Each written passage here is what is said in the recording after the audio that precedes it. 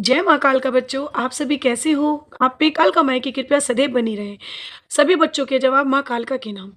आज मैं आपको बताऊंगी कि अपने इष्ट को गुरु कैसे बनाएं, उनकी किस तरीके की भक्ति करें जिससे आपके वो गुरु बनेंगे। ठीक है। जिनके जिनको बच्चों को गुरु की जरूरत होती है, एक टाइम पे भगवान भी उनके गुरु बन के उनका साथ निभाते हैं। जब जो बच्चा अपने भगवान की सरल भक्ति करता है, जो उनकी जोत बाती के अलावा कुछ नहीं जानता, उनका नाम स्मरण करता है, उनको भगवान पहले तो माँ के रूप में प्रकट होते हैं और फिर उसके बाद उनको गुरु के रूप में भी प्रकट होते हैं। जब तक माँ का साथ निभाते हैं, जब तक माँ का साथ निभाएँगे, और जब उनको लगेगा कि अब मेरा बच्चा तैयार हो गया है गुरु के लिए, तो वो एक गुरु का फर्ज भी निभाते हैं।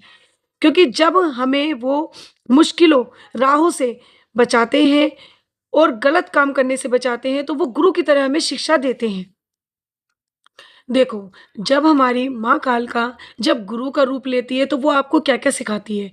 आपको अच्छे मार्ग पे चलना सिखाती है, आपको सच्चाई का रास्ता दिखाती हैं और आपको इतने सारे उपाय सिखाती हैं, और आपको ये भी सिखाती हैं कि आपके साथ ये बंदा गलत कर रहा है, इसलिए आप उससे बच के रहो।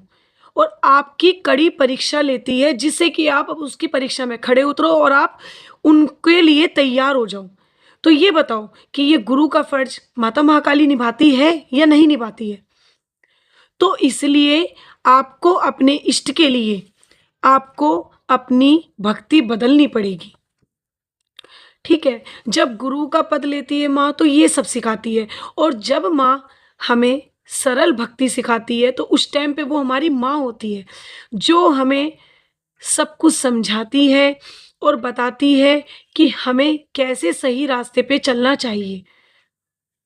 और कहते हैं ना, माँ से बड़ा कोई नहीं होता। जब तुम्हारे पास कोई नेगेटिविटी आती है, ठीक है, आप तो आराम से सोते हो, उन नेगेटिविटी से कौन लड़ता है? कौन लड़ता है? स्वयं, खुद जगजननी मेरी कालका माई खुद लड़ती हैं।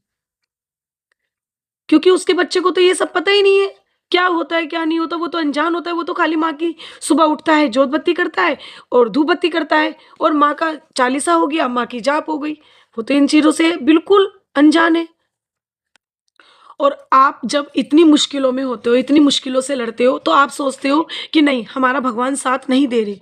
लेकिन नहीं, हमारी कालका माई अपने बच्चों का साथ कभी नहीं छोड़ती, और वो लड़ने के लिए वो तैयार रहती है।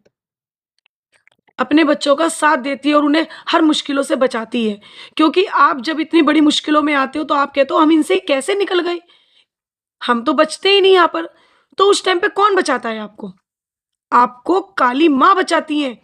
वो आपके पास ढाल बन के खड़ी रहती है। तो आप सारी बातें जो आपके घर की होती है, वो कौन जानता है? वो खाली आपके इष्ट जानते हैं, क्योंकि वो आपके घर के अंदर रहते हैं। तो उनसे बड़ा गुरु कोई नहीं होता। और वो पहले माँ है, और जब माँ अपने बच्चों को देखती है कि मेरा बच्चा आगे बढ़ रहा है, तो वो फिर गुरु बन के साथ निभाती है उसका। ठीक है। और उनके बच्चों का कोई बाल भी बांका नहीं कर सकता, क्योंकि वो गुरु बन के आगे खड़ी रहती है अपने बच्चों के। अब मैं आपको बताऊंगी कि आप काली माँ को गुरु कैसे बनाएं। ठीक है। पहला, जो श्रद्धा होती है आप पे, आपको अपनी काली माँ पे पूरा पूर्ण विश्वास करना पड़ेगा। कैसा भी संकट आए, कैसा भी दौर आए, आपको अपनी माँ के ऊपर से विश्वास नहीं हटाना है।